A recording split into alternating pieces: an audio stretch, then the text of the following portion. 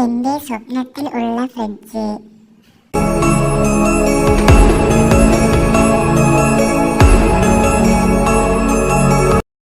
ഇനി എന്റെ വീട്ടിലെ ഫ്രിഡ്ജ്. പ്രത്യേക പുരാവസ്തുക്കളൊക്കെ ഉണ്ട് നമ്മുടെ ഫ്രിഡ്ജില്. ഇത് എത്ര വർഷമായ കാപ്പിപ്പൊടിയാണ്.